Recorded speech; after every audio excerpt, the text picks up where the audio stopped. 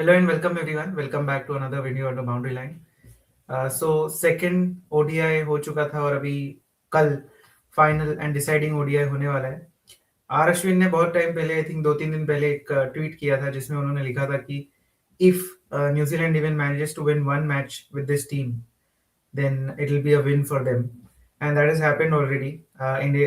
New Zealand has won one match with a very inexperienced side, with a very inexperienced bowling, I would say, no, better than India. But it was inexperienced, but the quality was good. And both their new seamers, pace bowlers, which is Christian Clark and Fox, have been really good. And the debutant in the spinner, which was replaced by Aditya Ashok, which is Lennox, he played really well. I think he when he came into bowl, उन्होंने थोड़ा सा breaks लगा दिए थे scoring rate पे, जो विराट कोहली और शुभमन गिल जो स्कोरिंग रेट से खेल रहे थे. पहले तो इंडिया ने बहुत स्लो शुरू किया. Obviously the ball was seeming a bit. 5 over में 10 रन ही थे, बट उसके बाद India capitalized a bit, and then after like for 6 to 7 overs they were scoring for like 10 an over to catch up to 6 per over. And then Rohit Sharma perished in his usual 2023 World Cup style, as he perished in the first match as well, trying to hit the ball in the air. And पहले match में bat rotate हो गया था उनके हाथ में. दूसरे match में भी काइंड ऑफ सिमिलर ही हुआ.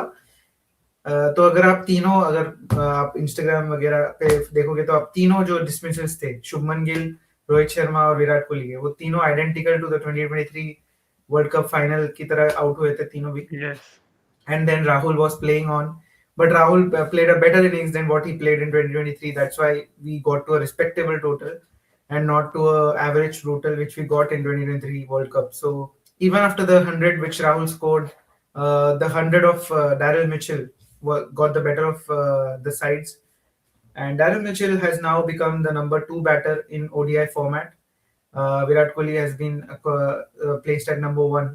Rohit Sharma has slipped down from number 1 to number 3, and Daryl Mitchell has gone up to number 2 from number 3. So all top three batters we have seen in this series so far. अभी तक का start ये है कि हमने कभी इंदौर में कोई ओडीआई नहीं हारा है अभी तक, and we have not lost a home series against New Zealand. This is the ODI format. पहले तो टेस्ट में भी हम नहीं हारे थे, बट वो हमने फर्स्ट जो आउटिंग था गौतम गंभीर का एज अ टेस्ट कोच, वो हम हार गए 3-0. अभी यहाँ पे भी उनके लिए प्लेटफॉर्म सेट है हराने के लिए हमको होम सीरीज. उसके लिए उन्होंने उज्जैन महाकालेश्वर मंदिर का अभी दर्शन भी किया है, तो अभी कितना वो लाभदायक होता है कि नहीं पता नहीं.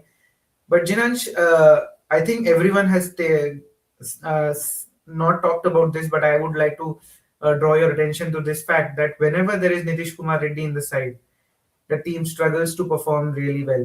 And India played well. I mean, I wouldn't say well, but they did not play up to their potentials in the first match as well. और उसके बाद वॉशिंगटन से उधर ड्रॉप हो गए, और नीतीश कुमार रेड्डी को आप लेके आए. उनका कंट्रीब्यूशन आप अगर बोलोगे बॉलिंग के डिपार्टमेंट में या बैटिंग के डिपार्टमेंट में इतना अगर नहीं हो रहा है, तो it's been 4 to 5 series now from different formats, from T20Is to Test cricket and now to ODI. I don't know why Nitish Kumar Reddy is getting such a long rope. Even I don't know. I mean, it's मतलब एक आप 100 MCG में आपने बना दिया, फिर वो bullet और वो सब हुआ. फिर उसके बाद मतलब वो एक 100 के बदौलत आप मतलब आप इतना एक प्लेयर को कैरी करोगे, वो समझ में नहीं आता है. हर्षित राणा को भी बैक किया था, पर उसके रिजल्ट्स आने लगे. नीतीश कुमार रेड्डी को भी बैक कर रहे थे, पर अभी तक तो नहीं आए उनके रिजल्ट्स. आई डोंट थिंक मतलब उनको इतना मतलब आपके पास देखिए, the other thing is you don't have an all-rounder also. To be very honest, I mean, I don't think we have got a bowling all-rounder. I mean, forget Riyan Parag की बात हो रही थी, हार्दिक पांड्या के लेवल के. सॉरी, वॉशिंगटन सुंदर की जगह पे आप अगर रियान पराग को ला सकते हो, तो उनकी बात भी हो रही थी काफी. आप आयुष बदौनी को लाए हो, वो भी थोड़ा सा बॉलिंग कर लेते हैं वैसे, अगर उनको आप यूज करना था तो. ये आपको फास्ट बॉलिंग ऑलराउंडर चाहिए ना, आपको मतलब फास्ट बॉलिंग नहीं, मतलब मीडियम बॉलिंग. देखो, जिनकी जगह पे वॉशिंगटन सुंदर की जगह पे ये आए थे नीतीश कुमार रेड्डी, वो तो फास्ट बॉलिंग ऑलराउंडर थे नहीं. वो तो नहीं है. नहीं, वो तो अभी गुरु गौतम गंभीर ही बताएंगे क्यों ऐसा है. मतलब इनका समझ में ही नहीं आता, मतलब आप बदोनी को उठा ले तो आउट ऑफ नोवेयर। अभी मतलब टी20 स्क्वाड भी अनाउंस हुआ, उसमें आपने रवि बिश्नोई को ऐड कर दिया आउट ऑफ नोवेयर। मतलब कहाँ से आपके पास 4 स्पिनर ऑलरेडी है देखो स्क्वाड में, वो ऊपर से आप केकेआर और एलएसजी के कोच रहे हैं, तो एलएसजी के जो एक्स प्लेयर्स हैं और केकेआर के जो एक्स प्लेयर्स हैं और नहीं, करंट मेरे प्लेयर्स। मेरे पास दूसरा थियरी है। वो यूपी से आते हैं और हाँ। यूपी में अभी जिनकी सरकार है, उनके प्लेयर को ज़्यादा फेवरिज्म मिल रहा है। और वही दिखाई दे रहा है मेरे को, जैसे रिंकू सिंह को भी एंड मोमेंट पर टी20 स्क्वाड में उनकी एंट्री हो गई थी। हम लोग तो चाहते थे कि उनकी एंट्री हो, पर हाँ। जैसे एंट्री हो गई थी अभी, वो भी मेरे को अभी लिटिल एक्चुअली डाउटफुल लग रहा है कि एक्चुअली मेरिट पर हुआ था या यूपी हम्म। कनेक्शन है इसके लिए वहां से प्लेयर आए, मतलब उनका सिलेक्शन हुआ था। रवि हम्म। बिश्नोई का तो मेरे को श्योर शॉट लग रहा है कि वो एलएसजी केकेआर का कोई कनेक्शन नहीं है, वो यूपी से है प्लेयर, इसके लिए उनको लेकर आए हैं। बदोनी दिल्ली से है वो, हाँ मतलब वही है, वहां पर भी बीजेपी की सरकार ही है, तो वहां से उनको उठा। कहाँ नहीं है बीजेपी की सरकार। वैसे देखने जाओ तो वैसे मतलब वैसे बोल नहीं सकते, पर यूपी रवि बिश्नोई का तो लग रहा है मेरे को हम्म। कि उनको जो मतलब हेलीकॉप्टर किया है उनको टीम में, हम्म। हेलीकॉप्टर में जैसे आए हैं वो ऐसे एंट्री। 4 हम्म। स्पिनर के बाद भी आप क्यों एक और एक स्पिनर को लेकर जा रहे हो? वरुण चक्रवर्ती है, कुलदीप है, आई थिंक कुलदीप भी है वो स्क्वाड में। या तो आपको कुलदीप है, मतलब क्यों? अक्सर है।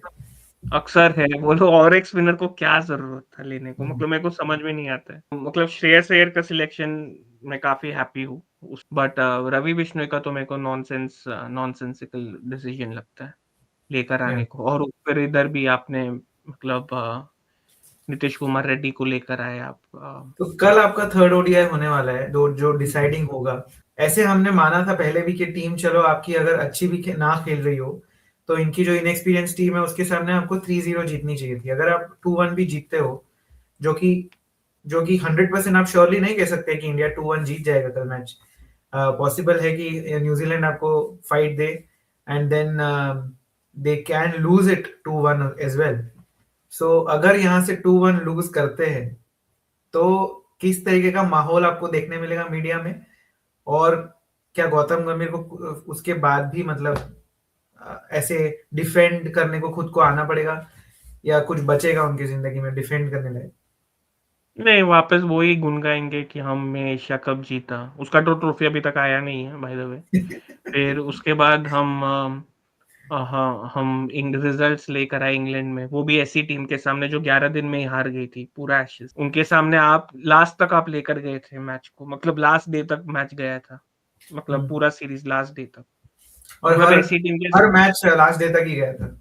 हर मैच लास्ट डे, मतलब वेस्ट इंडीज़ का भी मैच लास्ट डे तक गया था। मतलब हम्म। इतना वाहियात इनका परफ़ॉर्मेंस है। क्या हम्म। देखकर उसको लेकर आए हैं, I don't know, Gautam Gambhir को। मतलब I remember there was one coach, I forgot his name. तो हम्म। उन्होंने भी, मैंने ये सुना है कि उन्होंने भी इंटरव्यू दिया था गंभीर के साथ, और उन्होंने तो इंटरव्यू मतलब पूरा प्रेजेंटेशन पीपीटी और वैसा सब बनाया। तब भी उनको नहीं लिया और गौतम गंभीर को लिया। मतलब सिर्फ because of winning the IPL. तो यार टी20 का बनाओ ना यार, तो उनका बनाओ भाई तुम।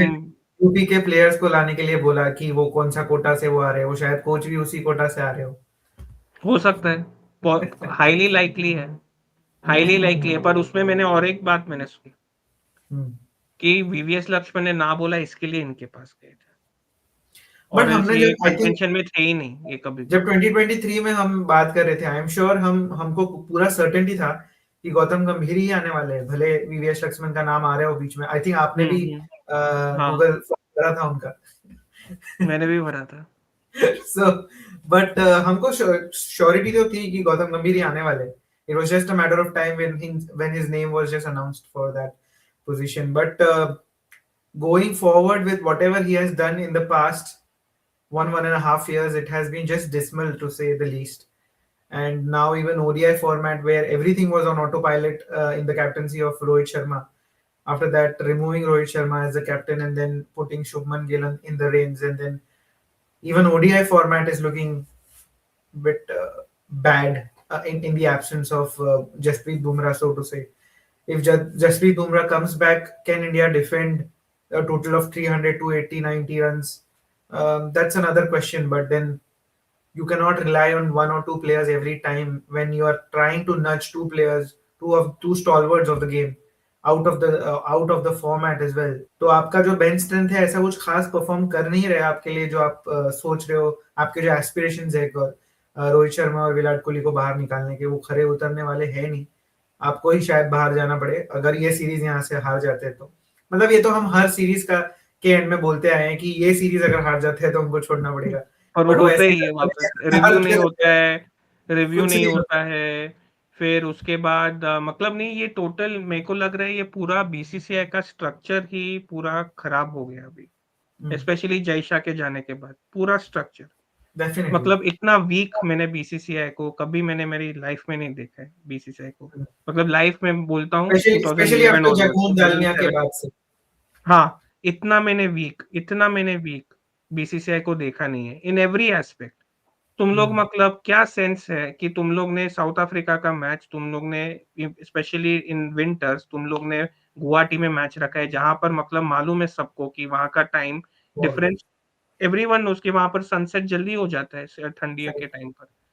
ये दिमाग है। फिर उसके बाद तुम लोग पोल्यूशन के टाइम पर मतलब इतना विंटर में तुम लोग गुड़गांव दिल्ली में मतलब कहीं पर भी तुम लोग मैच रखते हो, लखनऊ या कहीं पर, कहाँ पर मैच था वो जो वॉश आउट मतलब स्मोक्ड आउट हो गया था मैच पूरा लखनऊ में। तुम लोग वहां पर मतलब इतना सेंस नहीं, जस्ट बिकॉज तुम्हारे चयन करता या जो भी है सेक्रेटरी, जो भी तुम्हारा मैनेजमेंट है, वो हर एक सिटी से आता है, तो उसका मतलब वो है कि तुम हर एक सिटी में तुम लोग तुम्हारे हिसाब से तुम मैच रखोगे।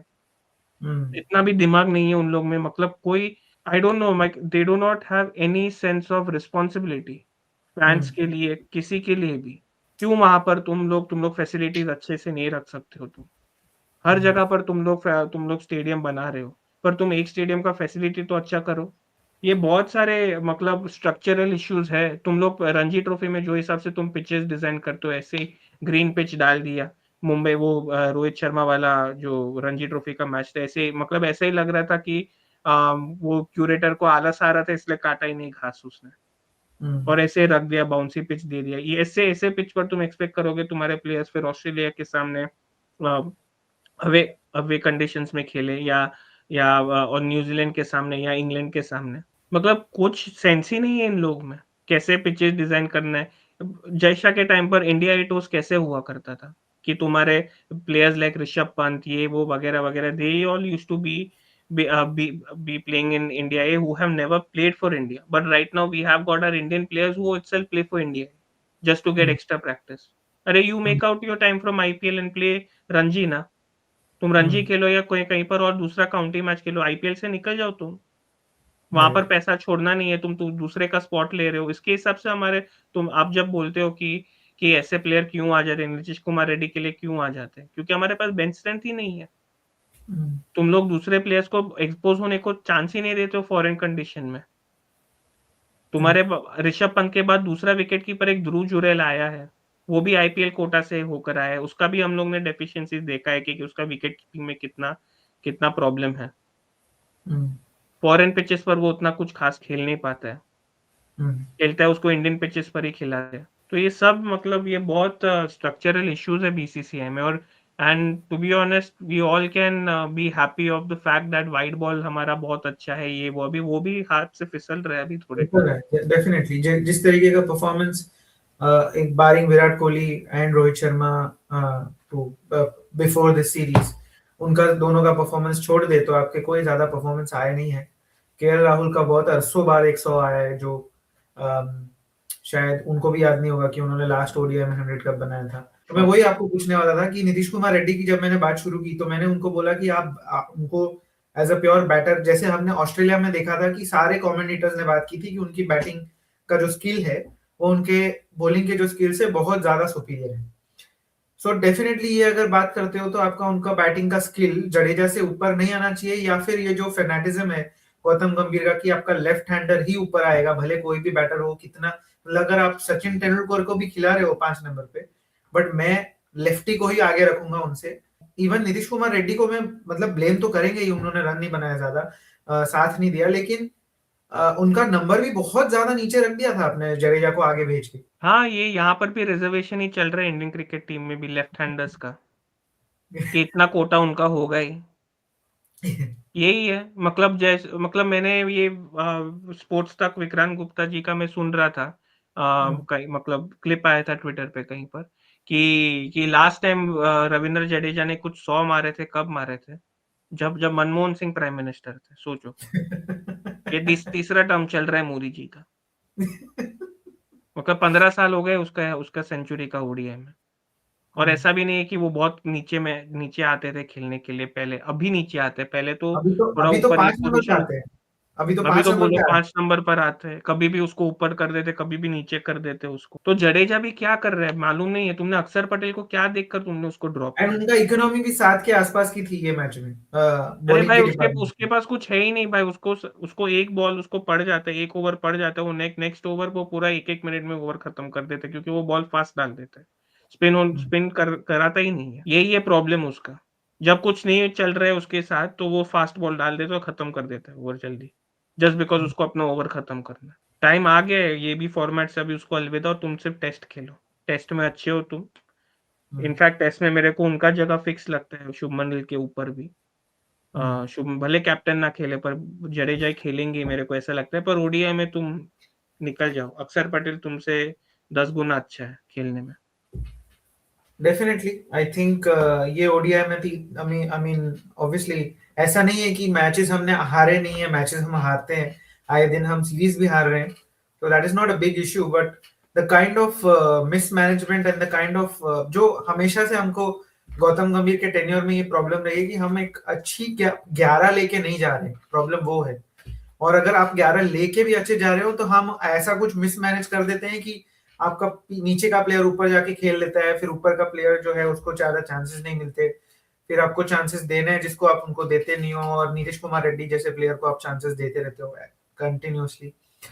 सो रेड्डी की कल जगह का पर मैच बदोनी को आराम से खिला नहीं सकते थे वो लोग? खिला रेड्डी की सकते थे जगह अगर आपको बैटर ही चाहिए था, आराम 5 से नंबर। तुम खिला सकते थे भाई। वो बैटिंग में भी कुछ नहीं उखाड़ रहा है भाई। बट वही है, आई थिंक थर्ड ओडीआई का वेट कर लेते हैं कल जो होने वाला है इंदौर में। उसके बाद उनको पता ही चल ही जाएगा कि किस तरीके का जाने वाले हैं आगे के 1-1.5 साल जो हमारा प्रिपरेशन होगा 2027 वर्ल्ड कप के लिए। बट उसके पहले एक वर्ल्ड कप आने वाला है आई थिंक 1 महीने के टाइम में। उसमें एक हिकअप आ गया है हमको ऑलरेडी, जब Tilak Varma has been injured. And how long, उनका सर्जरी तो हो चुकी है अभी, बट कितना उनको रिकवरी टाइम लगेगा और फिटनेस सर्टिफिकेट उनको सीओई से कब मिलेगा, will it be in time for the world cup और नॉट, और Shreyas Iyer would make an impact in this coming series against New Zealand. That will be something to watch for, and that will be something to discuss for as well after the ODI series is over. Also, the under 19 World Cup is going on, men's. The Women's Premier League is going on as well. So those things are to talk about as well in the next videos. But that will be after the ODI, third ODI in Indore finishes off tomorrow night. So we do join us for those videos as well. Do let us know in the comments below what you like from us, and like, share, and subscribe. Take care. Bye bye.